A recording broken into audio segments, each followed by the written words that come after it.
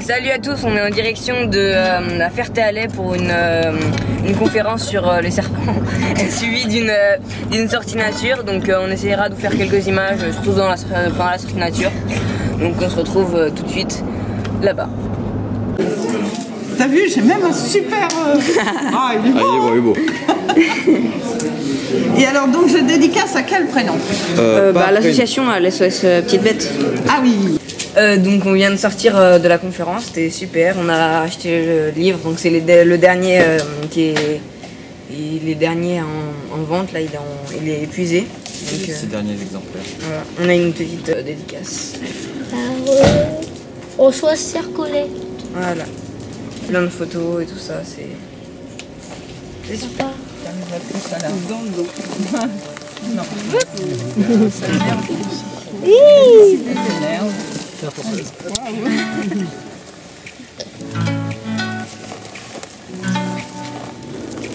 Couleur du noir. Blanc, ça va être noir.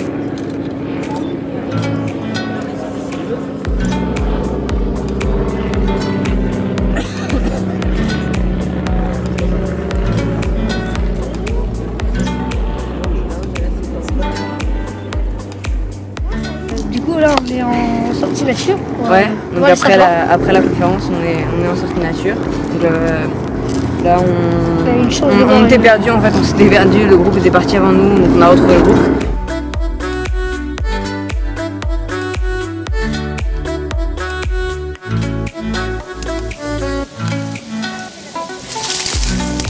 C'est une orchidée ça?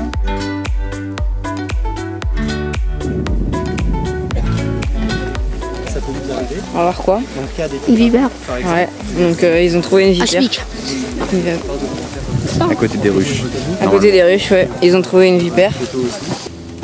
Ok, tu veux pas rester tranquille? Hein? Donc vous voyez, elle ne cherche pas à mordre, déjà. Elle cherche Partir. à partir. C'est ce que je vous disais, ce ne sont pas du tout des animaux agressifs. Voilà. Maintenant, si je la serre, là, elle risque effectivement de mordre mon gant parce que je l'enquiquine, quoi. Je l'enquiquine. Alors généralement, quand on manipule comme ça, on se met au ras des pâquerettes parce que si jamais vous la lâchez, pour X raisons, elle tombe de moins haut.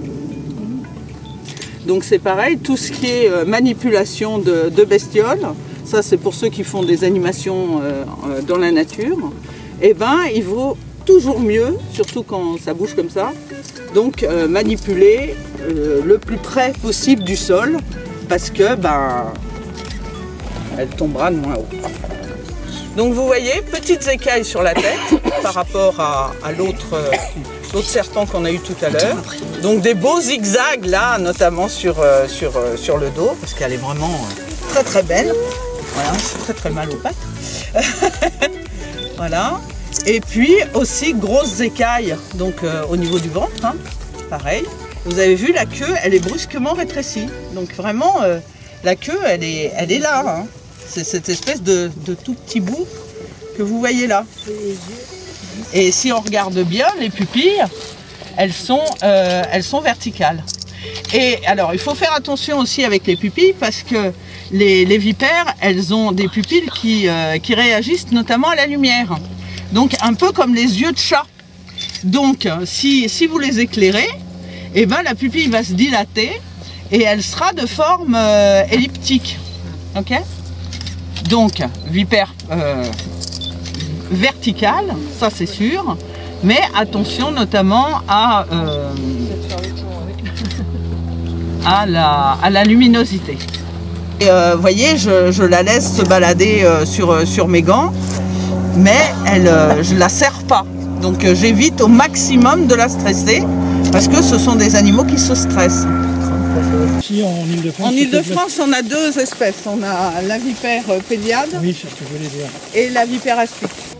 Mais quand ça mord une fois, après, je veux dire, au niveau venin, une fois que c'est mordu, ça se passe comment? Après, ils le refont pas, si? Si, c'est comme vos glandes salivaires. Ouais, si, ça refabrique, ça refabrique du venin. Ouais, ça voilà. refabrique tout le temps. Mais je vous dis, la plupart du temps, le serpent, il fait des morsures sèches, une morsure blanche, c'est-à-dire il mord, mais il n'injecte rien. Il n'injecte rien. C'est vraiment, enfin surtout nous les humains qui ne sommes pas des proies, notamment pour ces animaux. Non, mais moi je voulais juste savoir si éventuellement... Ouais.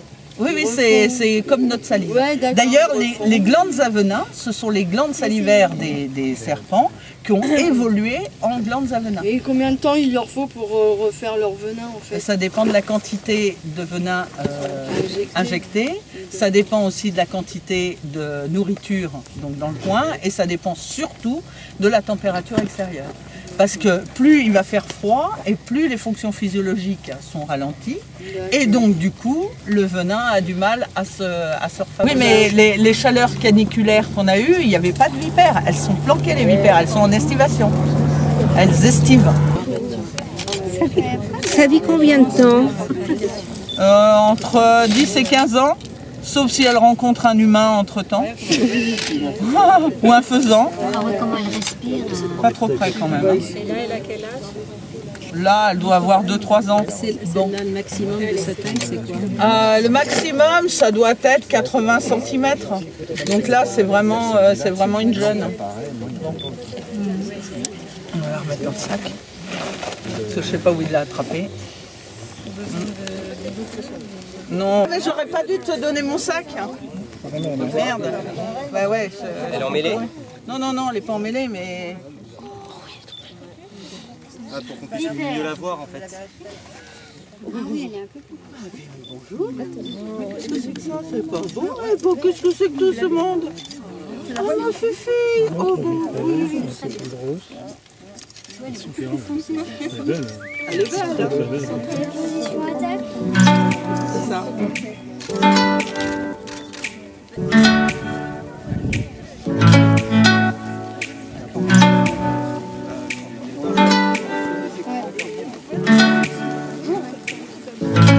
Combien de toi?